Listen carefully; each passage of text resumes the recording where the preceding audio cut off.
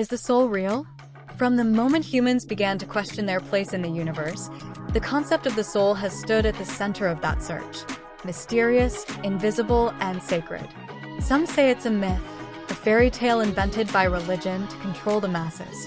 Others claim it's the truest part of us, the essence that remains when everything else falls apart.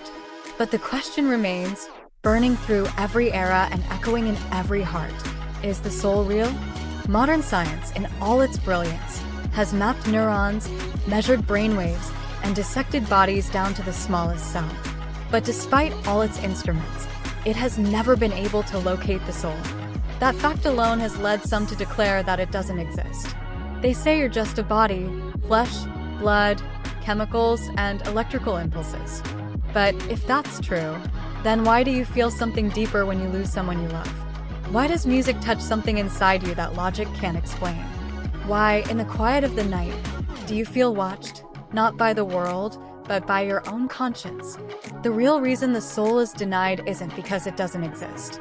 It's because acknowledging it would change everything. You can control a body. You can manipulate a mind. But a soul? A soul is sovereign. A soul belongs to something higher. That is why the system, the media, the elite, even some scientific institutions, would rather you forget it's even there. They've fed you lies like, you are your trauma, you are your thoughts, or you are your hormones. But you're not. Those are the clothes your soul wears while walking through this world. The hidden truth is this: your soul is eternal, untouchable, and undeniably real.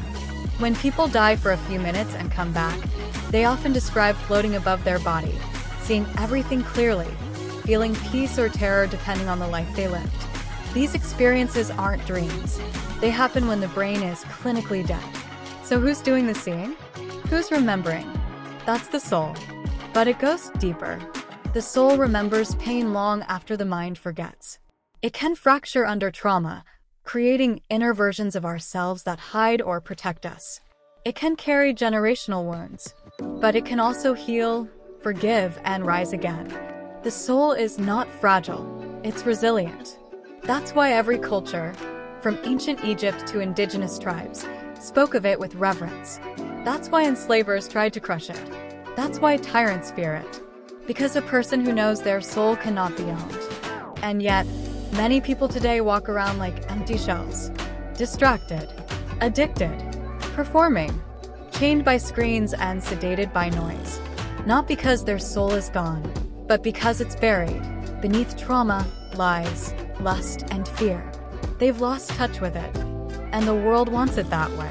But every now and then a crack forms. A moment of silence, a breath of truth, a glimpse of something sacred.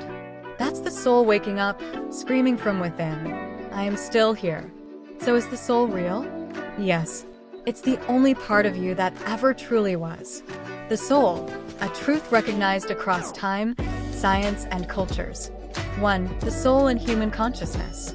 Even without scripture, the soul is not just a religious idea. It's a universal human experience. Across all cultures and eras, from ancient Egypt to Tibet, from Plato to Carl Jung, humans have always described something deeper than the body or the brain. Something that remembers, feels, and longs for meaning. We've always known instinctively, I am more than flesh. When you dream vividly, but your body is still. When you're unconscious under anesthesia, but still come back as you. When you stand before beauty and something deep stirs in you. Not your mind, not your body, but your essence. That's the soul speaking. 2. Modern science is beginning to glimpse it. Even hard science has begun bumping into the edges of this unseen reality. Brain consciousness can't be fully traced to the brain.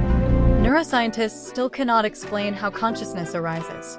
Your brain has no single center. You are everywhere and nowhere in it.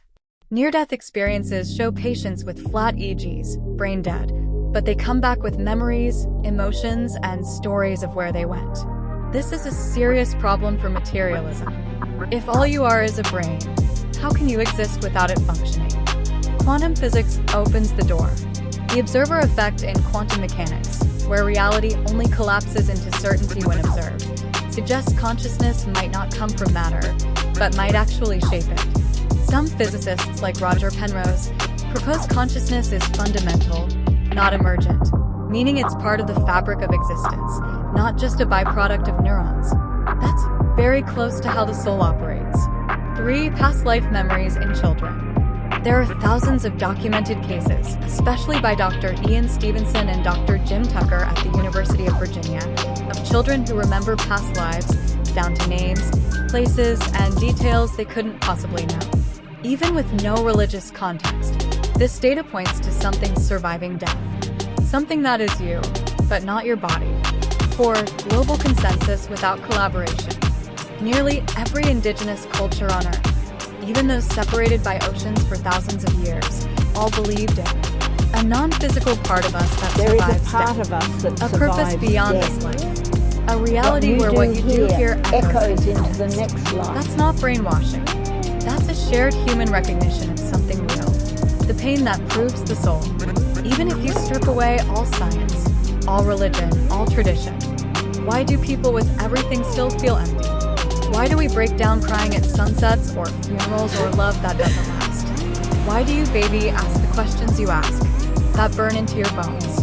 Because there's something inside you that knows there's more. Something deep, eternal, and sacred that no amount of chemicals, sex, food, or success can satisfy.